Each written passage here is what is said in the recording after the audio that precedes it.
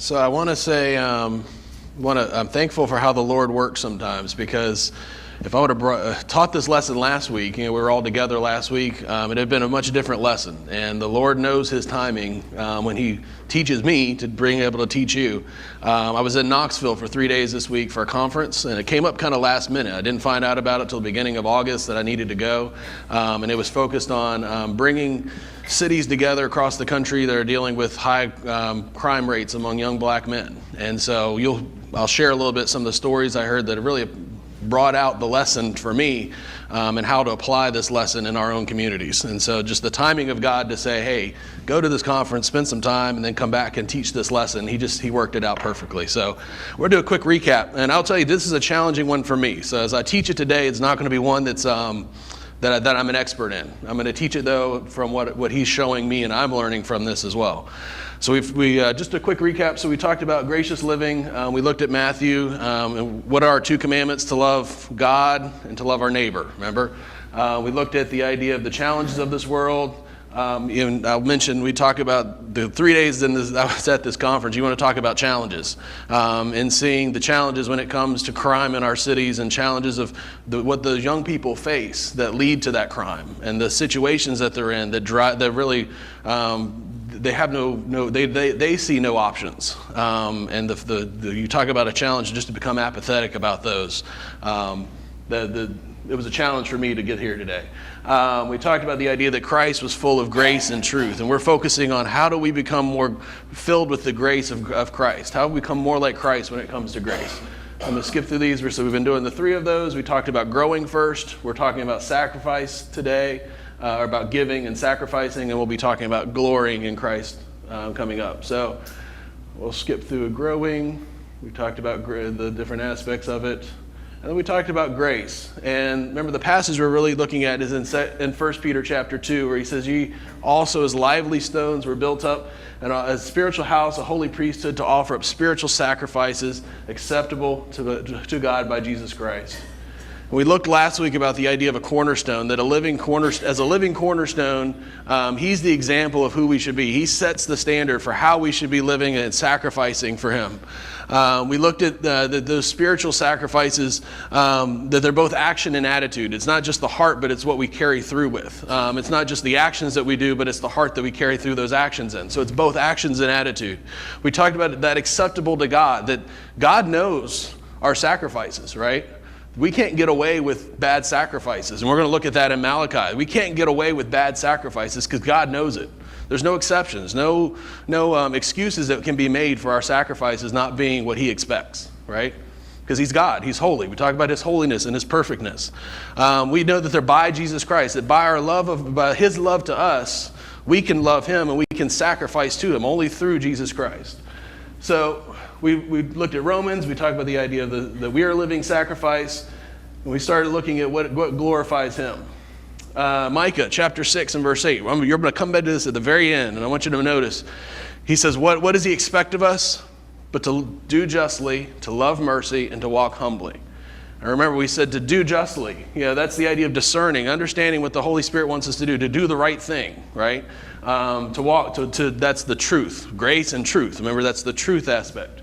To love mercy, that's the grace aspect. To live, to be moved by the love of Christ. And then we looked at the idea to walk humbly with our God. That this is it's devotion is what it's talking about. Being devoted to walk with God and to walk with the right perspective. As we view God as who He really is, remember, how do we grow? We grow in the what? We grow in grace by what? The knowledge, right? As we understand and we walk closer with Him, we start to change as we continue to do that. So that walk with God. So He expects those three things out of us: us to live right, us to love right, and us to walk right with Him. Okay? So we looked at Matthew chapter 5, and we talked about this idea, what's perfect and acceptable, right? You want holy and acceptable. What's that perfect sacrifice? He said, you want to be perfect like me, you can't just do the law. And I'll skip through. We talked about all these passages of Matthew last time. We can't just do what the law says. We've got to have the right heart. We've got to go above and beyond. Remember, He says if your neighbor asks you to go a mile, how far should you go? 2. He says, if he asks for something, what you do? Give it to him. The idea that we should have a life of grace. And that's what he says, be ye therefore perfect as I am perfect. He doesn't say, go do my law, and that's perfect. He expects more of us. He expects us to live a life that's more than just what's expected. We'll start here. This is I was going to put this at the end of the lesson here, but I actually moved it up because I want us to get this of how critical Christ or God understands this idea of sacrifice, what he expects of us. Malachi chapter 1, you can go and turn there. Malachi chapter 1, verse 6. We're going to start here first, and we'll come back to Isaiah 58, where I want to spend most of our time. Malachi chapter 1 and verse 6. And the phrase that I want you to keep here is, in every place incense shall be offered unto my name, and a pure offering. In Malachi chapter 6, it says, a son honoreth his father, and his servant his master. If then I be a father, where is mine honor? And if I be a master, where is my fear? Saith the Lord of hosts unto you. O priests that despise my name. And ye say, wherein have we despised thy name? We've heard this kind of call and answer before when Israel has been called out. We just saw it in Micah, right? He says, what sacrifice do you want, God? And this is where you see the priest responding, says, wherein have we despised thy name? And he says, ye offer polluted bread upon my altar, and ye say, wherein have we polluted thee? In that ye say, the table of the Lord is contemptible. Basically what he's saying is, you're offering bread that's not, that you're offering me the old bread. You're offering me the bread that's starting to mold. And you're putting it on my altar, and you're saying, it's an acceptable sacrifice. And he says, and by doing that, you're saying you're contemptible to the Lord's table. You're seeing the act of that is saying contempt to the Lord's table. And if ye offer the blind for sacrifice, is it not evil? And if you offer the lame and sick, is it not evil? So they were bringing their lambs and their goats and their calves to sacrifice. But which ones were they bringing? What's he say there? The blind, the lame, the ones that really weren't worth anything in the market, they were bringing to Christ, or to God, and to sacrifice in the temple. And he says, is it not evil? He says, offer it now to thy governor. Okay, so you had to pay taxes, right? If we pay taxes, and we told them, hey, look, I'll get it to you eventually. What's going to happen if you don't pay your taxes? I'll give you my December paycheck, not my January paycheck. What's going to happen? They're going to come get it, right? He says, here's what you're doing. You wouldn't even offer a lame, a sick, a blind horse to your governor for you to pay your taxes. You wouldn't pay your taxes with this blind, sick, and give it to the king and say, here you go. He says, will he be pleased with thee or accept thy person, saith the Lord of hosts? You wouldn't even give it to the earthly rulers you have, but you want to give it to me. And he says, and now I pray you, beseech God that he will be gracious unto us. This hath been by your means. And will he regard your person, saith the Lord of hosts? Who is there even among you that would shut the doors for naught? Neither do ye kindle fire on my altar for naught. Catch what he says there. He says, you're offering these bad sacrifices. Who among you would shut the doors of the temple until you can get it right? This is how serious how serious God takes our sacrifice. That's like if we said, hey, Brother Stanfield, Brother Austin, we need you to close the doors, and as people come in, make sure that they've offered the right sacrifice this week. If their sacrifice isn't right, we don't even have service. Just shut the church down. That's what he says here. That's how serious he takes his sacrifice. He doesn't want us to bring kind of just okay sacrifices. I was okay this week. I wasn't too bad. I didn't really love every day, but just I'm gonna come to church anyways. What is he expecting us to sacrifice? The best, right? He wants the best. He says if we were willing to shut the doors for naught. What if we talk about churches sometimes not across the country, not offering sacrifices that are acceptable to God? What if we shut the doors? How many churches would be left? If we as believers come with unacceptable sacrifices, how many churches would be left if we shut the doors? So think about that. This is what Christ expects of us. He doesn't expect of us just to be okay with it. He says, I have no pleasure in you, saith the Lord of hosts, neither will I accept an offering at your hand. For from the rising of the sun, even unto the going down of the same, my name shall be great among the Gentiles, and in every place incense shall be offered, and my name and a pure offering. And for my name shall be great among the heathen, saith the Lord of hosts. Who's he talking to in Malachi originally? He's talking to Israel, right? He says, guess what, Israel? because you can't offer a good sacrifice, guess who's going to praise me? The ones you despise. The Gentiles are going to praise me. They're going to offer the sacrifice. If you can't do it, they're going to do it. I'm not dependent on you to offer the right sacrifice. God is greater than one person or one group of people. He says there, for my name shall be great among the heathen, saith the Lord of hosts. And that has to sting, because he's speaking to the priest here. He's speaking to the priest here, and he's saying the heathen are going to be, my name is going to be great among them. He says, but ye have profaned, and that ye say, the table of the Lord is polluted, and the fruit thereof, even his meat is contemptible. Ye said also, behold, what a weariness is it, that ye have snuffed at it, saith the Lord of hosts, and ye brought that which is torn, and the lame, and the sick. Thus ye brought an offering. Should I accept this of your hand, saith the Lord? But cursed be the deceiver, which hath in his flock a male, and voweth, and sacrifices unto the Lord the corrupt thing. For I am a great king, saith the Lord of hosts. My name is dreadful among the heathen. He had to remind them. He's like, look, I am your king. I'm not just the one that you're offering sacrifices to because you feel like you have to. He's like, I'm your king. I expect the best of you. So keep this in mind. This is the setting that he gives us when he talks about perfect and acceptable sacrifices. He expects the best of us. He doesn't expect us just to say, well, I'm limited. It's just me. It's too big for me. What's he expect of us? He expects us to give our best effort. He expects us to give all and then try more. He expects us to give the best sacrifices that we have, not just the lame, not just the stuff that we don't really need anymore. He expects us to give the best. So that we know the priests offer and accept it. He says they respected earthly kings greater than God, and God called the temple to be shut rather than to offer corrupt and unacceptable offerings.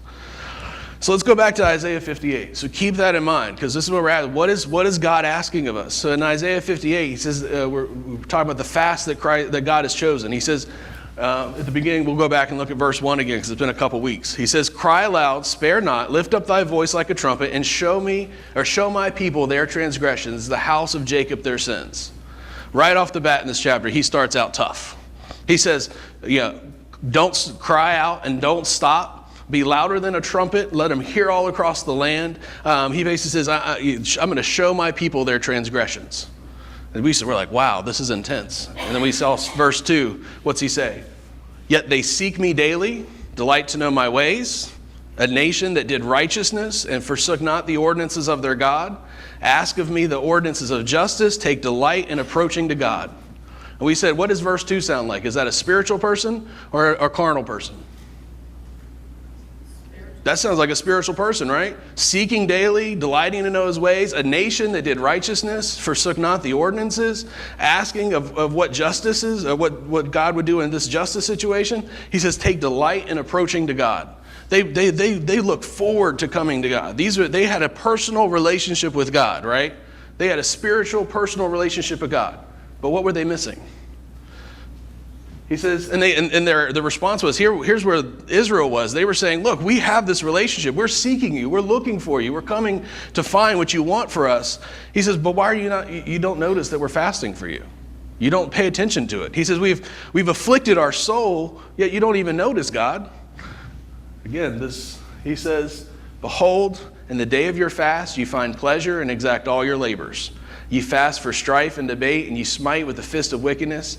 Ye shall not fast as ye do this day, to make your voice be heard on high. Why were they had that personal relationship, but what were they hoping out of that personal relationship? Personal gain. They were hoping to be heard on high. It wasn't Jacob talked about it last week. They were the Dead Sea, right? They were taking in and relishing in the presence of God, right?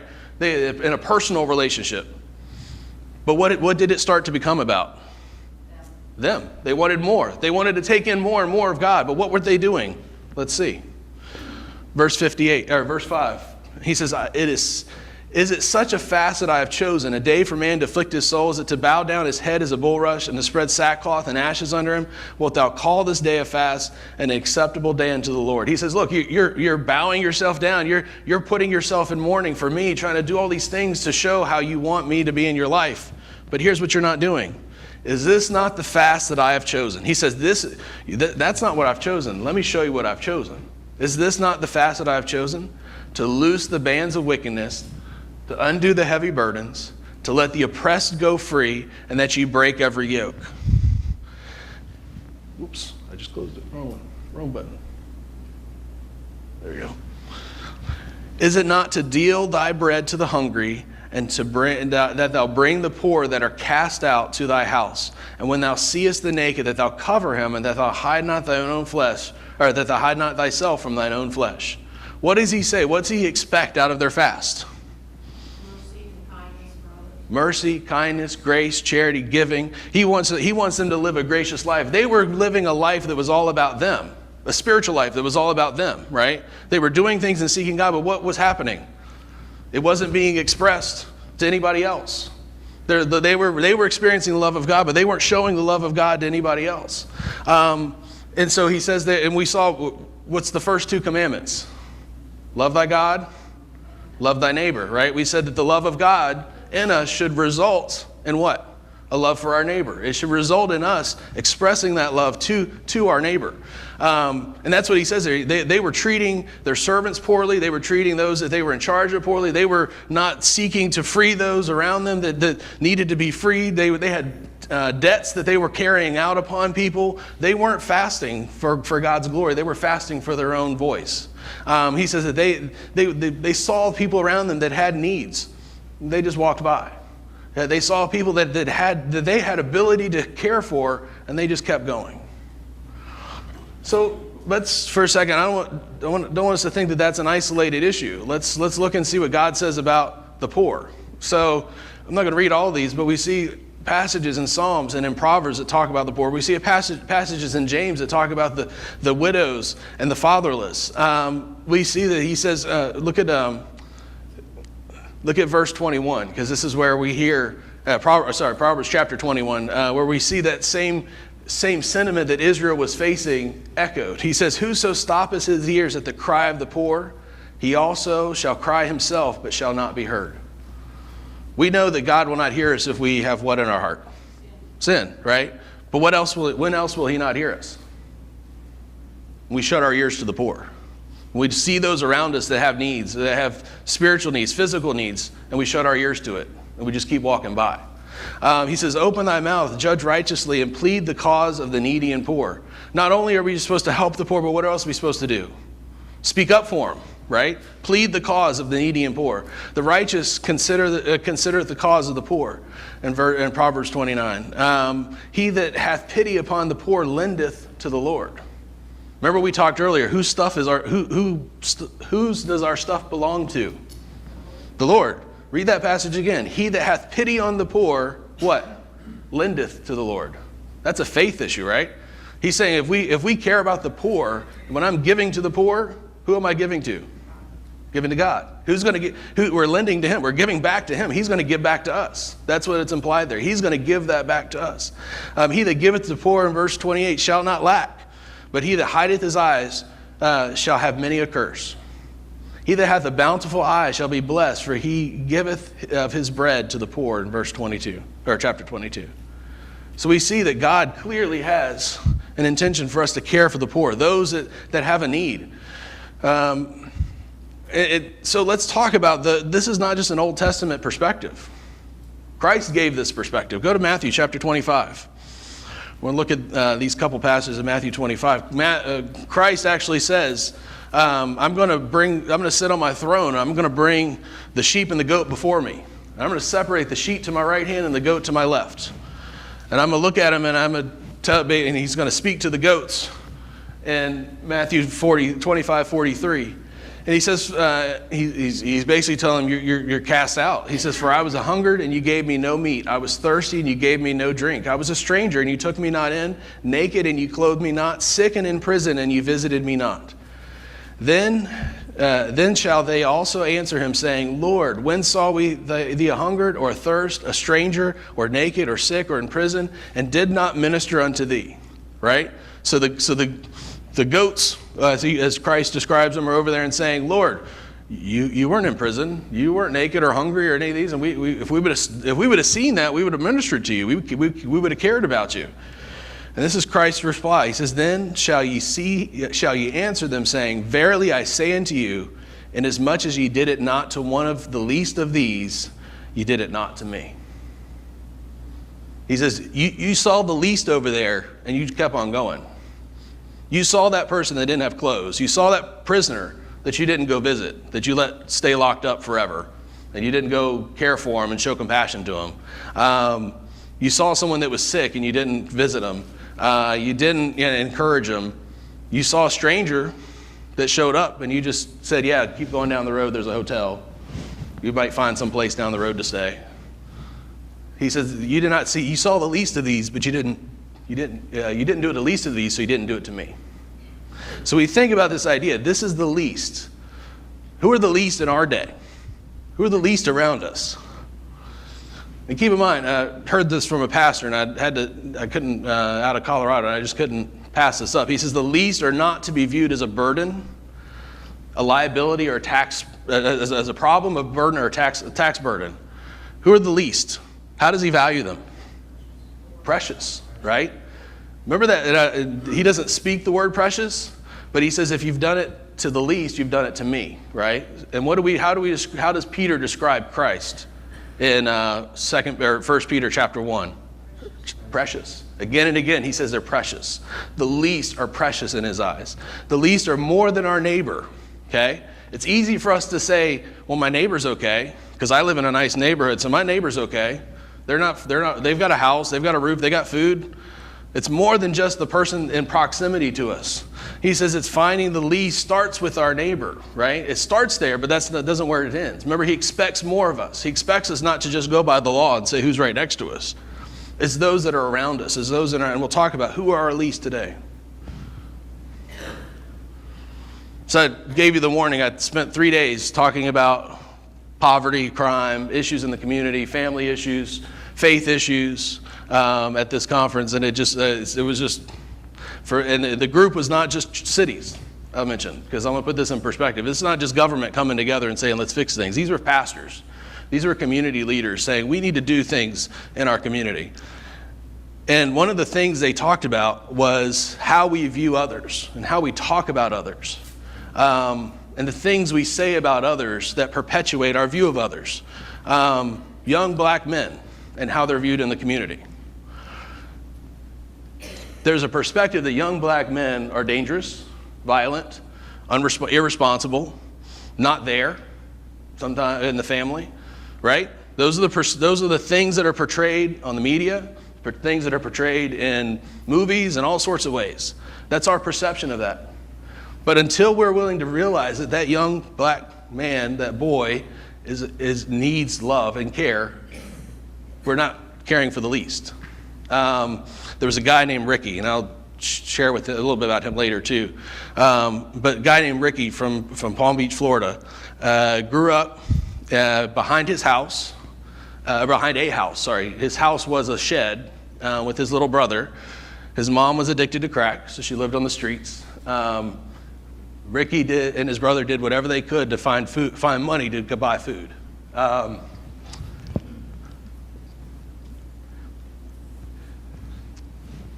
Ricky's godparents took him in eventually. Ricky's brother was in jail because he shot somebody, and so that was his reference, was knowing that of an older person in his family. His reference was somebody who was in jail. And so him and his brother got to the place where anytime a car drove down the street, they feared that they may be next. They lived in fear constantly.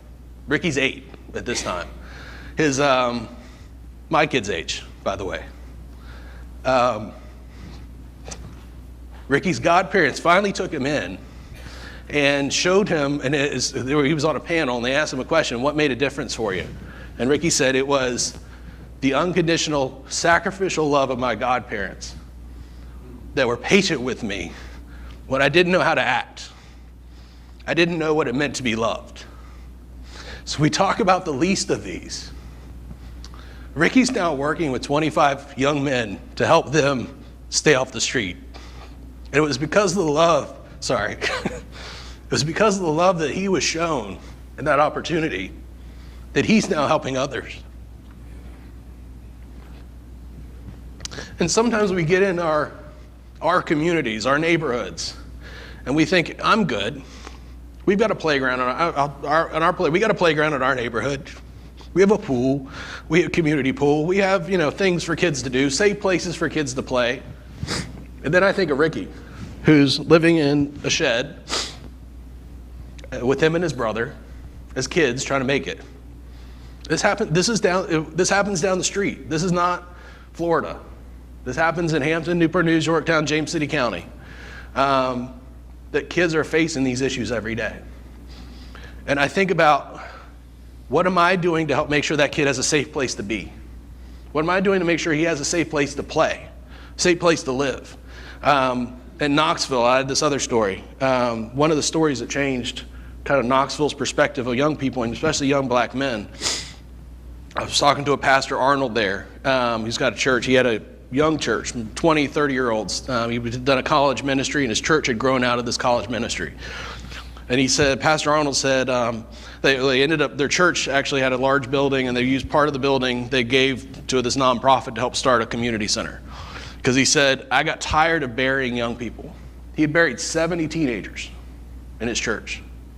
He says, I got tired of burying young people. And he said, there was two reasons, that one. And he said the second reason was, my kids would be in that same situation. He had kids his own. He didn't want his sons growing up and falling in that same situation. He said something had to change. But Pastor Arnold, one of the things that galvanized the community in Knoxville had similar issues that all of our communities do, where you've got, we look at our churches today, we don't have a strong black community in our church, right? We've got a segregation between our churches. 11 o'clock in the morning on Sundays is the most segregated time in our country, because we go to black churches and white churches in our country often.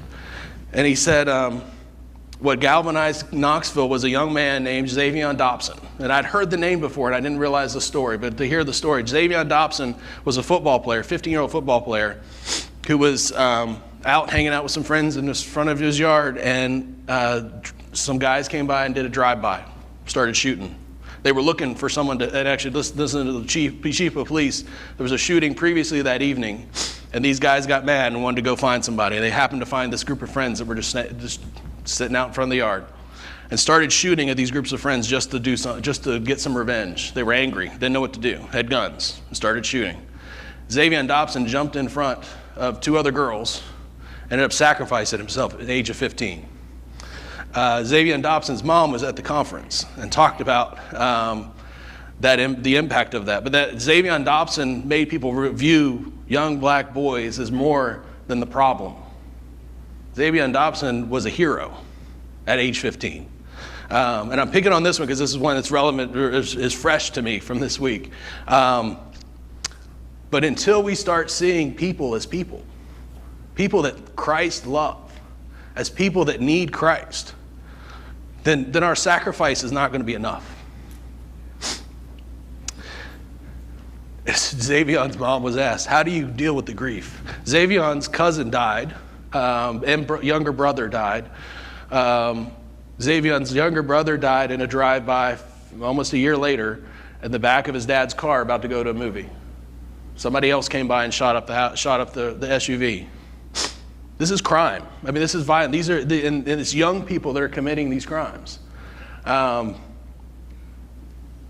I think, again, is there another community center? Is there another safe space? Is there another opportunity to open up our church? Another opportunity to open up my house to make sure these kids have safe places to be, have experiences that are more than what they're experiencing now?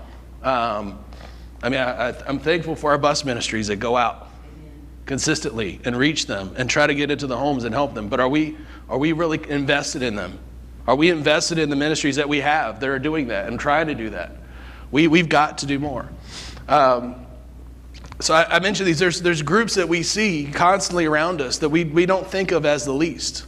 But if we're not making an impact to change lives, to show the love of Christ at a very practical level, not just the spiritual level, but at a very practical, real level, at a day-to-day in our giving, then these are pretty happy faces for the most part. We say, oh, they'll be okay. They'll make choices that'll get them on the right path eventually. But that's not always the case. The issues that we see as a society are our issues. It's easy for us as believers to say that's the world and this is us. But we're in the world. We may not be of it. We don't need to act like it and live like it, but we're still in the world, and we need to be able to impact the world around us. This is all America, by the way. All these pictures are from American states or territories. So we think about this is our country. This isn't even about, you could take our country out of it. Sometimes it's easy to think, well, that's a third world country. It's somewhere overseas. This is our country. We have the opportunity to change this. The churches have the opportunity to make a difference. This is the least. And sometimes we see the least and we think about them, they're victims of their own choices. I think of Ricky. Ricky was no victim of his choice. He did not choose to live in a shed and fight for his food. His mom did. That they're here illegally. I won't go there completely, but sometimes we blame that. And they still need love. Let's help them find the legal process. Let's help them find ways to find food and not fight for crime and not fight those ills that lead to those things we don't want to see. They didn't earn it. My help, talking about it. They didn't earn my help. They aren't working hard enough. Let's go back. Isaiah 58. When he gave the fast and he said, go break the chains, ease the burden, break the yoke, give to the poor, feed the hungry, and clothe the naked. Did he give any qualifications? Only the ones that work 40 hours a week. And that he didn't say any of that. He said give, right? If we give to those in need, what's he going to do? We'll get there in a second. But then I want to leave, and we usually have this phrase, if they just did this. Sometimes, and I will give my qualification here. I showed this to Rachel because I said, this is a challenge for me. And I'm going to show you my challenge. The questions have been going through my head when it comes to, am I giving the sacrifice that God wants me to give when I show love to others?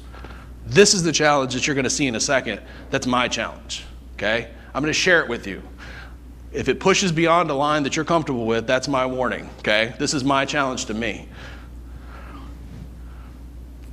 But sometimes our just, if they just something, we use it to justify why we do certain things. You catch that? So sometimes we say, if they just, we justify certain things. So sometimes our just concern with our government and our corrupt spending is used to justify our avoidance of addressing those issues. We can't fix it. The government's ruined it. Public housing, things like that. We can't fix that. That's a government issue.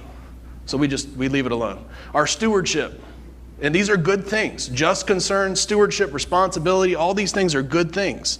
But if we don't balance that with the love of God and the graciousness, and we just do the truth and focus just on truth, and we're all about ourselves. Our stewardship is justify our responsibility to maintain our homes and achieve the American dream. And be careful with this. I was reading when the baby boom was, or when the soldiers were coming back from war in World War II, there was one of the guys that was that formed this push for new housing. One of the things he said was, if the people have new homes, they're too busy to become communist. And it hit me as a Christian because I thought, how busy am I with my house and maintaining my home and not loving on people around me? How much is my house keeping me from being a care for others around me? So keep that in mind. Sometimes and we need to be stewards of the stuff God has given us and care for what he's given us. But sometimes we focus on caring for stuff he's given us and not caring for those that he's given us to give it to or share it with. Our responsibility is used to justify our need for physical safety because we believe our community is dangerous or the government is a threat, rather than opening our doors and going outside and impacting the community through our love for Christ. Sometimes, one of the guys that was with me said in Phoebus, at a playground in Phoebus, that I know the playground, actually helped put the playground in. He said he was talking to a kid there, 9-year-old, had a gun. Felt at 9 years old, the 9-year-old felt he needed to have a gun at a playground because he feared for his life. Because he was so concerned about his safety, he feared for his life. And I think we as Christians have to be careful that we don't hold to certain things. And this is the line, one lines I'm going to push. Sometimes, and I've heard conversations with some folks before, we've got to be careful that our comfort and reliance in things like guns and military and safety don't blind us to the love that God has asked us to go out there and reach these people. And reach the people that have needs. That we need to sacrifice our safety sometimes and our comforts, our air conditioning and other things to go out there and reach people. He says our stewardship is used to justify how we make sure that our tithes are given to our church rather than food to our neighbor's table, their rent being paid, or their plumbing being fixed. And I don't think we have a problem with anybody giving too much tithe lately. A pastor would agree. We all need to be tithing more, right? And giving to the ministries more. But sometimes we need to be careful, and this is my challenge for me, make sure that I'm not more concerned about the church building than the folks in the community that need the help. And we do a great job of giving, and I'm not knocking us, I'm talking about the church as across the country. That we got to be careful that our giving, we blame our stewardship of our own resources of why we don't give to others. Our decorum. Our comfort when it says things need to be done decently in order. Sometimes we lack patience with our kids in our church that visit. They don't have the home training or ability to sit still and listen. We've got to be careful. We want kids to learn, and that's right. We want kids to learn how to sit, how to listen, how to be respectful, how to talk right to people with respect and care. But we've got to be careful that our good intentions don't push people away from Christ. That our good intentions for those kids. I think of Ricky, back to Ricky, and his godparents who said they had the love that was patient for him. He didn't know how to act. He was labeled in 3rd grade as mentally disabled, or emotionally disabled, because he didn't know what emotions were. He didn't have emotions. He lived in a shed, lived on the streets.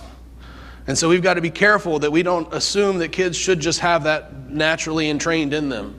But we need to have the patience to work with them. That our separation is used to justify our lack of relationships, at least with the least of these in our homes, and even with our children.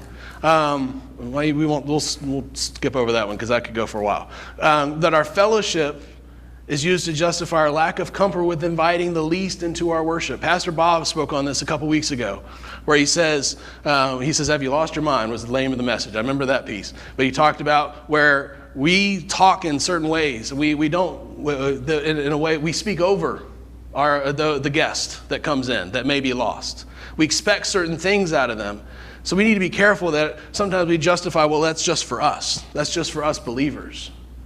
And really we need to make sure we're not isolating ourselves to just us. That we actually have opportunities to bring people in, to bring people to see the love of Christ, not just in the church service, but in every aspect of our ministries. That our standards are used to justify our lack of fellowship, mentorship, and opportunities for leadership with young believers. They asked Ricky, they said, what can the community be doing more to impact lives of young men like you? And Ricky said, the church needs to do better. Said this to 300 city folks around the country. The church needs to do better. He says the church needs to find a place for young men like me to be involved, to give, to serve, to lead. It was interesting. Ricky didn't want to just be a recipient of a program. He didn't want to be a recipient of a ministry. He wanted to be involved. We talk about knowing thy neighbor. Remember, let's go back to the first lesson, know thy neighbor. So sometimes we say, well, my neighbor needs this, let me give them this. Well, my neighbor really doesn't just want to receive something. My neighbor wants a relationship. My neighbor wants to be involved and have some opportunities to grow and to flourish. Sometimes our freedoms lack our connection in our cultures, our connection with other cultures, and our diplomacy to give to international crisis. We want a nation that's founded on Christ, and that's a Christian nation. It needs to have the same gracious perspective that Christ expects of the individual Christian. We have a great nation and great opportunities, but we've got a nation that's had some problems and challenges. A lot of what Ricky has faced was because of slavery, things and Jim Crow, and things that have been done over time that we as Christians have to overcome. We have to be the champions to overcome those things. And we have to be the example of what it means to be a good citizen on this planet, because we're a kingdom of another, or a citizen of another kingdom. And we need to show that here. So that was my challenge. So I opened my heart up to you. So please don't, if you push back on those and say, I don't agree with that, come talk to me. But that's where my heart's at. And that's the perspective. When I see the least in my day-to-day job in the city of Hampton for neighborhoods, that's my challenge. That's my challenge. And why is it? Because this is what he says. This is the result that's going to happen if we do that, if we love like he says there. This one, I told you, this is the verse that kind of made me jump in a good way. He says, then shall thy light break forth as morning, and thine health shall spring forth speedily, and thy righteousness shall go before thee. Oh, sorry, I'm ahead of you. Thy righteousness shall go before thee, and the glory of the Lord shall be thy reward. Then shalt thou call, and the Lord shall answer. Thou shalt cry, and he shall say, here I am. What's the big word that's in there that you see highlighted and underlined? Then. God doesn't say, sometimes we expect God to do all this stuff for us, what we see here, and then we'll give, right? Put me in a place that I can give, and then I'll get there. You see, there's 5 things he gives there. He says, then I'll give you your light. We want revival in our country. We want to be a light and a beacon to others. He's talking about God's love is demonstrated. When we show others that love, we show others the path to salvation. We become the lighthouse, the beacon. He says, break forth. Break forth as the morning. That our lights, and we talked about this last time, that when the light of the love of God is shown to others in a real, impactful, sacrificial way, what happens to our light? You can't miss it. You can't miss the light. He says that we want a reviving light, an undeniable light, that we got to give to others. He says you're healing. I was talking to a friend that's sitting in an airport Friday afternoon. We were talking about this one. He says, then your healing shall spring forth speedily. God wants us to minister out of our hurt. He wants us to minister out of our weakness, not out of our strength. Sometimes, I'm trying to think, he's iTech, the guy that, the son of the missionary that went to the Amazon, and I can't think of his name, Elizabeth Elliot. It was Steve Saint. Sorry, Steve Saint's son was a ministry to the indigenous peoples in the Amazon, and they were trying to develop an ultralight car that you could basically fly with a parachute and land, and so they could get through some of these jungle trails. He was testing it and broke his back about 6 years ago. And I remember watching some of his recovery and listening to some of the videos, and he said too often, one of the things he had learned was, I had to learn how to serve out of my weakness and not out of my strength. How do I serve with a broken back as someone who's supposed to be going into the jungle and serving and reaching these indigenous peoples? How do I do that? That ministry often brings healing. That our giving through our ministry, through our hurt, can bring healing ourselves. That's how it's a way for us to heal as well. Your righteousness, your reputation, the expectation that people have of you will go before you. People will know who you are as believers. He says their reward, but that's translated as rearward. It's the idea that we get a reward at the end, right? And what he says is the glory, the power of the Lord will come behind us. It's the idea that he will protect our back. He's got our back. But what do we got to be willing to do? Step out. Until we're willing to step out and show that love, take that risk, that's when he's going to be behind us. The Almighty Comforter will be our reward. He says, our prayers, that's what the people wanted. You're not hearing us, God. And he says at the end, guess what? You start giving, and I'll start answering. And he said, we will go through these quickly, but he continues on in Isaiah 58, and he adds to it. He doesn't just end with your light breaking forth and those 5 things. He adds to it, and he reinforces it. If thou take away from the midst of thee the yoke, the putting forth of the finger, and the speaking of vanity. How many times have we spoken bad about the least? and said, again, if they only. We criticized, we judged without knowing, without a relationship. If they.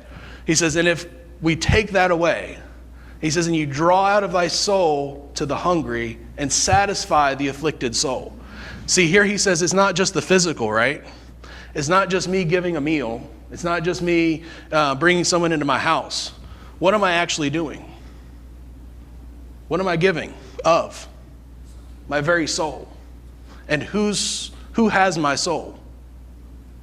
The Lord, right? So if I'm giving of my soul, who am I giving of? Of God, right? I'm pouring out my soul unto them. He says, draw out thy soul to the hungry and satisfy the afflicted soul.